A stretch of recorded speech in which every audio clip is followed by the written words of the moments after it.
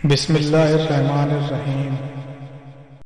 حضرت آدم علیہ السلام ہند میں ایک پہاڑ کی چوٹی کی طرف اتارا گیا، پھر وہ پہاڑ سے نیچے زمین پر آئے اور زمین کی طرف دیکھا تو دور تک پھیلی ہوئی زمین کے علاوہ کچھ نظر نہ آیا، تو وہ کہنے لگے اے میرے رب، کیا میرے سوا آپ کی زمین کو آباد کرنے والا کوئی نہیں؟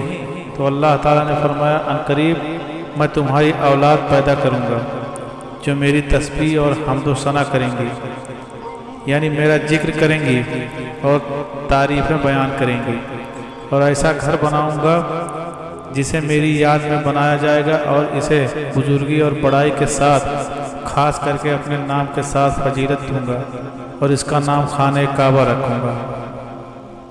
اور کہا جب تم زندہ رہو گے اسے آباد کرو گے، اس کے بعد تمہاری اولاد میں سے بہت سے نبی امتیں اور قومیں ہوں گی جو ہر زمین میں اسے آباد کریں گی۔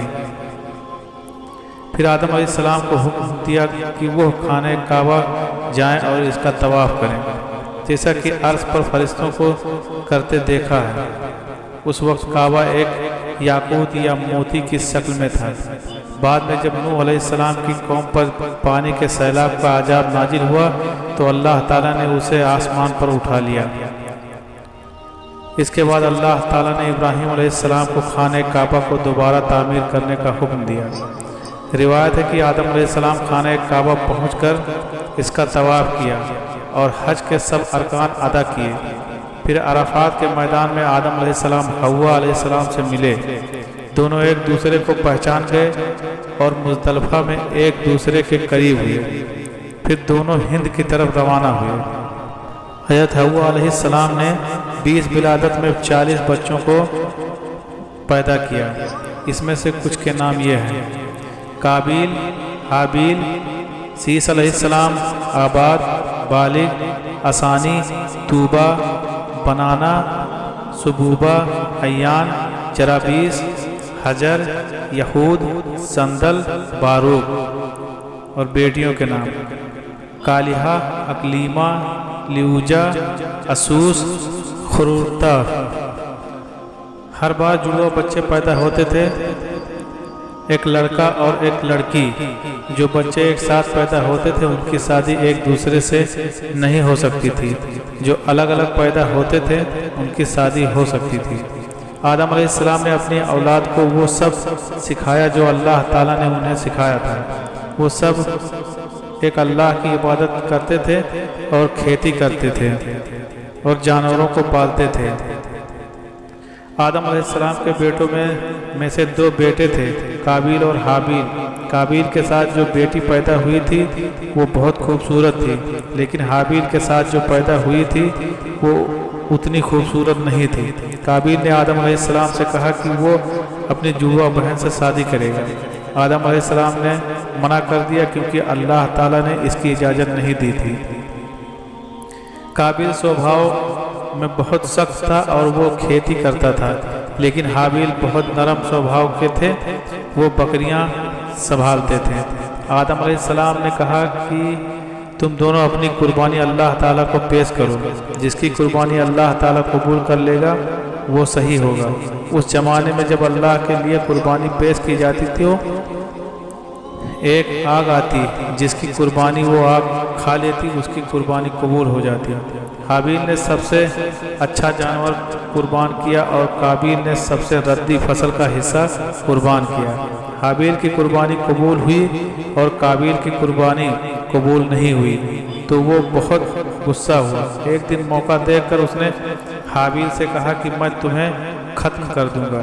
اس پر حابیل نے کہا میں تم پر ہاتھ نہیں اٹھاؤں گا، لیکن قابیل نے حابیل کے سر پر بڑا سا پتھر مارا اور حابیل کو قتل کر دیا۔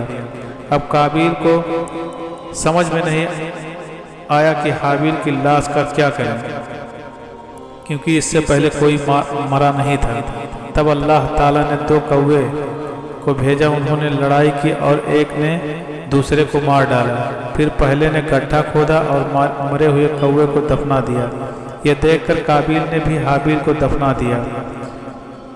پھر جس سے شادی کرنا چاہتا تھا اسے لے کر آدم علیہ السلام سے بہت دور چلا گیا۔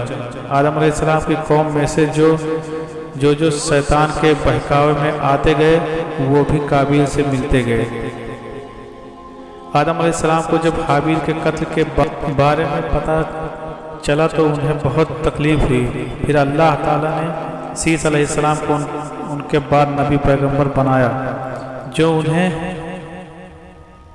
جو ان کے ہی بیٹے تھے۔ ان کی پیدائش حابیل کے قتل کے 50 سال بعد ہوئی۔ آدم علیہ السلام نے سیس علیہ السلام کو سارا علم سکھایا۔ اللہ نے 104 صحیفے اتارے، اس میں سے 50 سیس علیہ السلام کو دیے۔ جس نبی پر کتاب نازل کی گئی ہو اور نئی شریعت لے کر آئے ہو انہیں رسول کہتے ہیں۔ اللہ تعالیٰ نے آدم علیہ السلام کو ان کی اولاد کی ہی طرف رسول بنا کر بھیجا اور ان پر صحیفے نازل ہوئے۔ حضرت آدم علیہ السلام کی روح قبض ہونے کے بعد فرشتوں نے انہیں بیری کے پتوں اور پانی کے ساتھ طاق عدد کے مطابق غسل دیا۔ کفن بھی طاق عدد کا لحاظ رکھا، پھر لحد بنا کر سپرد خاک کیا اور فرمایا کہ ان کی اولاد میں بھی یہی طریقہ جاری رہے گا۔